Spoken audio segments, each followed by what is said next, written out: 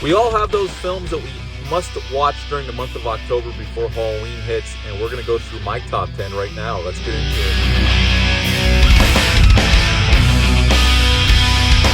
Welcome back to my channel. Hope you're all doing well out there, and you're probably saying, Brian, why the hell are you filming in your vehicle today? Well, my son's on track out, and it's pouring down rain here in North Carolina. We're getting the remnants of the hurricane coming up through our state today. And with my son being off, he is invaded where I normally would shoot, so I'm out in my vehicle to bring you a top 10 list of my favorite horror films that I like to watch during the month of October leading up to Halloween. We all have these lists, the ones we must watch during the Halloween season. And here's some of my top 10 favorites right now, along with some honorable mentions. But before we get into the list, like, comment, subscribe. Join me here. I greatly would appreciate that. And now that it's October, let's get into this damn list. Some honorable mentions to start off. First up is Tales from the Crypt, Demon Night. I've loved this movie since the mid-90s when it was released. I remember renting the shit out of this movie. I bought it on VHS. Now I have that awesome Blu-ray from Scream Factory. What a great, fun creature feature monster film. Billy Zane gives a great performance. I love the cast here. I love the effects. I love the story. What a great film that should have been released during the Halloween season, but for some reason got dropped in January. We'll talk about that when I review this during the month of October, because I'm definitely reviewing this freaking movie this month. So for some more honorable mentions, I would go Friday the 13th, anyone, but usually I try to get in Friday the 13th Part 4, which is my favorite of the franchise. I love Part 4. I love a bunch of the movies in the Friday the 13th franchise, but Part 4 is my absolute favorite, and I always try to get it in. You get those great effects by Tom Savini. You got a great cast there, especially with Crispin Glover giving that those awesome dance moves that we all love. So yeah, Friday the 13th, pretty much any of the first 6 I try to get in, but especially Part 4. So I'm giving that as an honorable mention. I also would say the first Nightmare on Elm Street film. I would say for me during October, it's either the first one, the third one, or A New Nightmare, or Freddy vs. Jason. Either one of those, but I'll just go with a blank slate and go with the original Nightmare on Elm Street. Tales from the Dark Side, the movie. I've always enjoyed this anthology film. I'm going to review this during the month of October as well. So, yeah, I put that here, too, because it's a movie I like to watch during October. So, yeah, Tales from the Dark Side, the movie. Now, I would also put on the list John Carpenter's In the Mouth of Madness. I love that film. It would have made the top 10, but I have so many.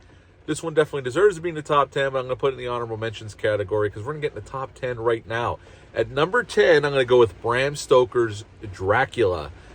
I absolutely love this film. I actually got to see this in the theaters with a friend of mine. His mom dropped us off at the theaters, bought us the tickets, and we went in and watched it, and it blew my mind. I didn't even know what the hell was going on at that point. I was just on the cusp of reading Bram Stoker's Dracula, the novel, but Francis Ford Coppola does a great job with the directing. You got Gary Oldman giving an awesome kick-ass performance as Count Dracula. Keanu Reeves doing a iffy. We love Keanu Reeves, but this isn't one of his best performances. But we got a great cast here. Winona Ryder.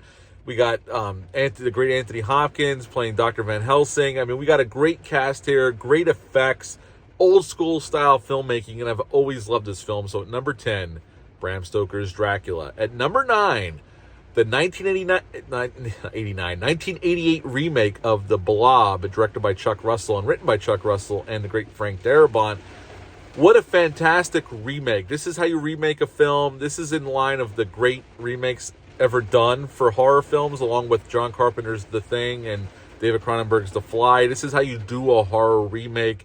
What a fantastic monster movie with some kick-ass effects. I love the cast here. It moves at a brisk pace. I love The Blob 88. So yeah, at number 9, The Blob 1988.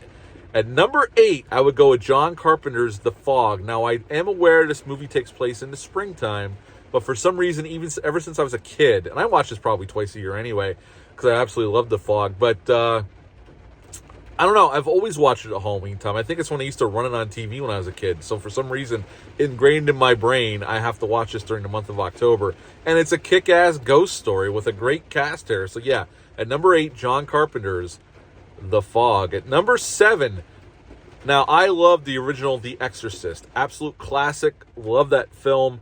But every October, I love to watch The Exorcist Part 3. What a great, underrated sequel with a great cast. One of the best jump scares of all time. I absolutely love The Exorcist 3. And if you've never seen this one, this is definitely by far and away the best sequel to the original The Exorcist. And a fabulous I would even say this is a direct follow-up, because part 2 is a complete dumpster fire. Even though it tries to be a direct follow-up, that movie's a complete shit show. This one is fantastic. I love this film. I've loved it since it came out. I remember renting the shit out of this from the Broad Street Video in Tamaqua, Pennsylvania all the time. But yes, I love to watch this every October as well. So at number 7, The Exorcist 3. At number 6, the great, and it's coming out in 4K in just a week, the original 1985 Fright Night. What an awesome vampire film. Now, I also love The Lost Boys. I just reviewed it. The Lost Boys is one of those movies that I could watch any time of year. I don't associate The Lost Boys with Halloween. I actually associate it with more summertime, but I just reviewed it because the 4K just dropped. But Fright Night, I don't know, for some reason I could watch Fright Night any time of the year, but I always try to watch it during the month of October. So, at number 6, the original, the best, Fright Night. And Fright Night 2 kicks ass too, by the way. If you've never seen it, check the sequel out. At number 5, Tim Burton's Sleepy Hollow from 1999. This movie just oozes autumn and fall and Halloween with the set design, the props, the way it's shot. A gorgeous looking movie. I saw this in the theaters. This was released around Thanksgiving in 99. I got to see this in the theaters when it was released. I've always loved it. The effects minus the CGI. The CGI it doesn't hold up that well, but all the practical effects are amazing. Johnny Depp's great here as Ichabod Crane. A fabulous cast here throughout the whole film. Just steeped in the season. I love Sleepy Hollow. So at number 5, Tim Burton's Sleepy Hollow. At number 4, a movie I just reviewed. And you're going to say, Brian, you watched it before October. I know, but it's a movie typically I run a channel, so coming up with reviews, and I have a review schedule in mind for the month of October. So some of these dropped way early, because I start my Halloween viewing season back in August. But I watch horror movies all year round. But at number 4, An American Werewolf in London from 1981, directed by John Landis. What a great werewolf film. I just reviewed it. Great transformation, great cast, great pacing. Love this film. An absolute goddamn classic. So at number 4, An American Werewolf in London. At number 3, the original 1982 George A. Romero directed Creepshow. This is a movie I've watched every Halloween, pretty much every October since I was a kid when I first saw this film.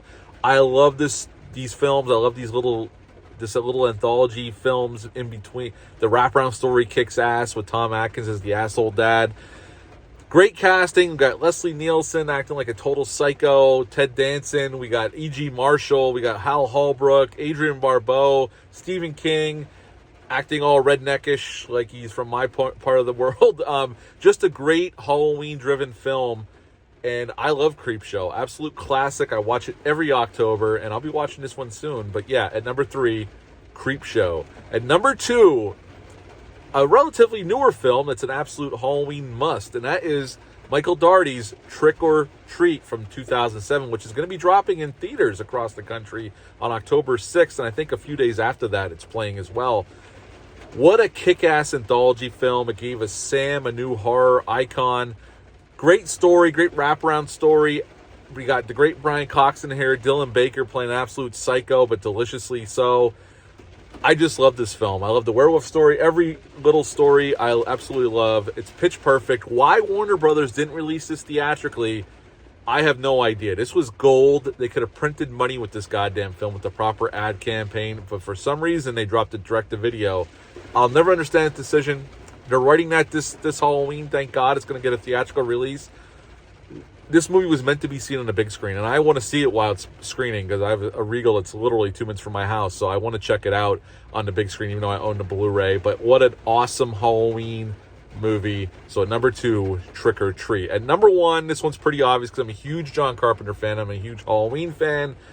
1978, John Carpenter's original Halloween. Now, granted, during the month of October, I'll watch Halloween 1, 2, 3. I love the first 3. I'll watch 4. I get 6 things. I love that sequel as well. The new sequels, 2018, Halloween Kills, I'll be watching next Saturday with my buddy Dale _ from the Bat and Spider podcast. But October and Halloween is not Halloween without John Carpenter's immortal classic. So at number 1, John Carpenter's Halloween.